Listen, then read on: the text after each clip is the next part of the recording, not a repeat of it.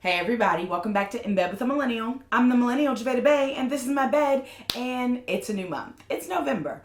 And generally I would pick something that's like related to like this overall month. But the internet has been a wild place lately. So this month I'm just gonna dive into all the different conversations I see happening on the internet. Because a lot of these conversations have a lot of misconceptions, mistruths, just straight up wrong information. And this is what I do. I'm a sex educator to combat all these like mistruths. So that's what I'm gonna do all month long. Different things that I've seen repeatedly talked about on the internet that I'm like, okay, y'all are missing a part of this conversation, or like all the stuff they just said is completely wrong. We're gonna dive into that because we got to. And today I want to specifically talk about the conversation of reproductive justice because, one, it's been very prevalent with the election coming up. A lot of people bringing that into the conversation, but I feel like we're talking about it without really understanding what it is. And I think we should have a really good grasp on what we're talking about when we say reproductive justice, especially as it relates to this election and just like how we are choosing to like cast our votes and the causes that we choose to stand behind and the people we choose to support. So let's get into that. So if you don't know, reproductive justice is the belief that everyone should have the choice and right to choose how and if they want to parent their children in this world, meaning that you have the choice of choosing to become a parent or not, and then that choice of becoming a parent in all the different ways, be it adoption, IVF, fostering, natural childbirth, or whatever it might be, but then also how you choose to raise those children. So are you choosing to raise them in the suburbs, in the city? Are you choosing to like put them in private school, public school? Like there's so much that goes into those decisions, and all of that falls under reproductive justice. So it's never just, oh, well, do you want to use like IVF or do you want to just like try and go naturally, and that's reproductive justice. It's a part of it, but it is not the whole picture. And this conversation is happening right now because of the election cycle, because people are like, you got to vote for the person that's going to prioritize your reproductive justice. Yes. And you need to fully understand what reproductive justice means to make sure you're not missing anything in terms of like what people say they stand for and what they're about and their policies. Because just saying that you're going to make it so that way everyone has access to abortion, yes, a part of reproductive justice, but not the whole picture. So we really need to get to the nitty gritty, fine-tuned details to make sure we understand. So abortion falls under reproductive justice. Access to assistive medications for actually getting pregnant, such as IVF or surrogacy or things like that, falls under actual like reproductive justice. The actual care that people get from medical providers when they're pregnant, after they have a child, all falls under reproductive care. The resources and different social programs that are available to people that have children, also a part of reproductive justice. So you can't just be like, oh, well, this person is all about abortion access, so obviously they get reproductive justice and they're down for the cause. No.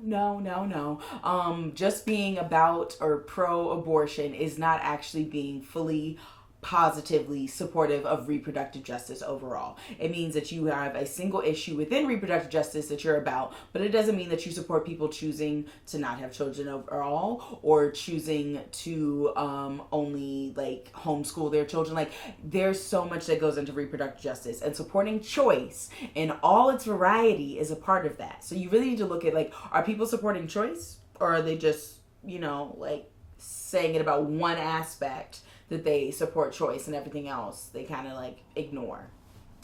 And also, when it comes to the reproductive justice conversation, it's not just like, oh, reproductive justice is like this broad concept. It's also the equity that goes into reproductive justice, because we know that our society is not built on equity. It's not even built on equality. So having an understanding of how equity plays into it, because we know that things are going to be different. Me as a Black woman, me going into a hospital, especially as someone, if I were giving birth, to try and come out compared to a white woman is going to be drastically different. Black women leave hospitals after childbirth far less frequently than white people. That goes into the equity conversation of reproductive justice. How are we actually making sure that the needs of the people in the hospital giving birth are being met on their individual basis and not on like this like shared like, oh, this is the way it's supposed to be for everybody, so that's how we're going to do it, because that doesn't make sense. Everyone's medical care is never going to be exactly the same. My body's going to be completely different from your body, and what we need is going to be different. So the equity piece of reproductive justice also has to happen.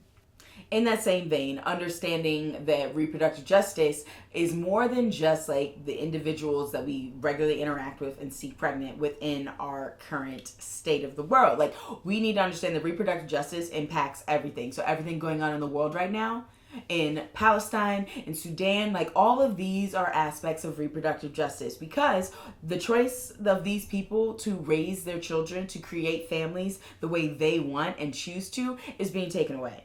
That is a reproductive justice thing. It also then rolls into also a climate justice and environmental justice aspect as well. But I'm not going to dive into that in this video because that's a whole other ball game that I would need like a good 10-20 minutes to talk about. But reproductive justice is never just, oh, do you want an abortion? Do you not want an abortion?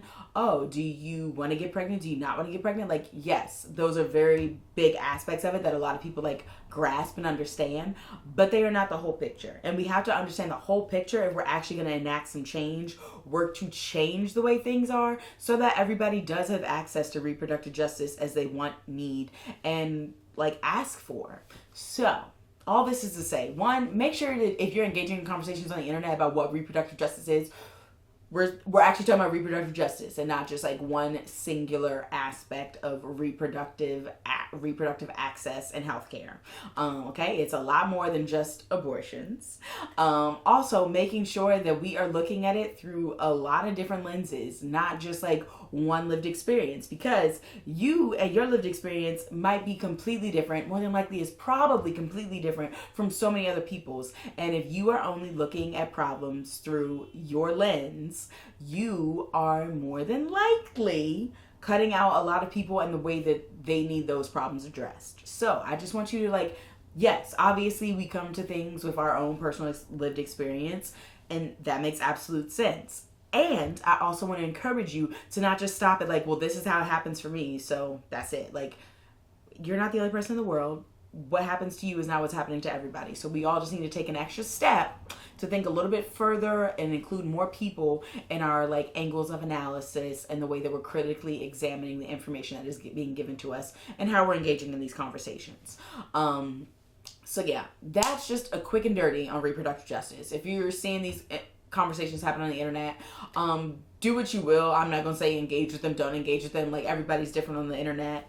But if you are trying to engage in these conversations, like, it's not gonna be a fruitful conversation if you're out here actually talking about reproductive justice and they're only talking about access to abortion. Like, y'all are not having the same conversation. So just keep that in mind. But yeah, there's a lot happening on the internet. So much. So I'm gonna dig into it all month long. Because somehow in the year 2024, so many things that we know are not true, at least at like this like higher level of like being a sex educator, are still just like commonly being thrown around as if they are absolute truths, and that's not the case. But yeah, make sure you subscribe to this YouTube channel so that way I can share all the information about all the things I'm gonna dispel all month long. And definitely make sure you're following me on social media, because hello, so much more content happening on social media platforms. And definitely make sure you subscribe to my email newsletter, because one thing about like being critical of stuff happening on the internet is that people like to retaliate by like reporting you. So in case somebody just like gets a little butthurt that I'm like, you're wrong, that is how we'll stay in contact until I come up with a new game plan. So make sure you do those 3 things, and definitely make sure you come back next week. But until then, I'm gonna see you later. Deuces.